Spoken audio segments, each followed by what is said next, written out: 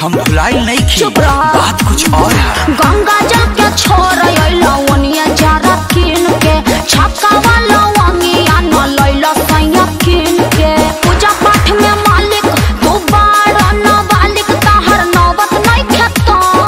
ओहो ए मालिकाइन जनी छोट करामान, कहे संगे कारण दुकानिया बाबान। अच्छा ये भौजाई जनी छोट करामान, संगे कारण दुकानिया बाबान।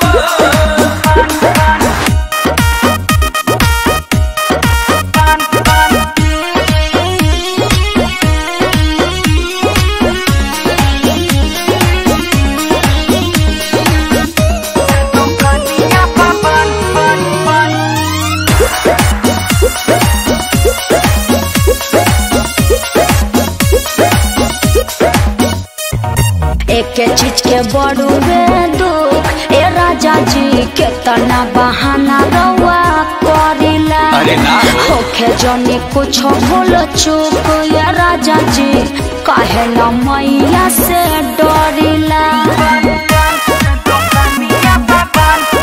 अरे धनी जाना तानी देवा लोक से आई है मैया, कि अरे धनी कुछ न कुछ लग जाई उपैया।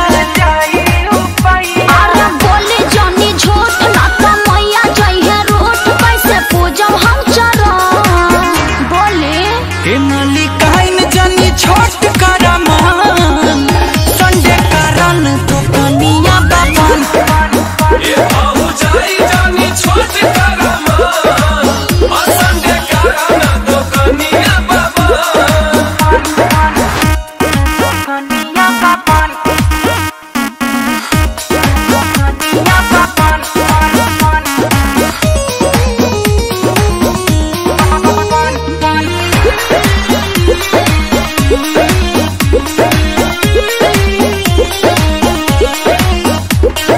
सब कर्म रौरा देखिए राजा जी, लैले चुनरिया बाजार से।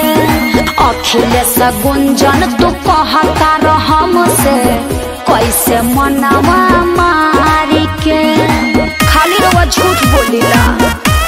कि अरे धनी भगती में केहू कैसे करी धोखा, कि अरे धनी अपना पति देव पर कर भरोसा। हमके चाहिए सब सामान, सुन खोली क्या कान ये मारो रोसा। हे मालिकाइन जनी छोट करामान, संडे कारण दुकानिया बाबान।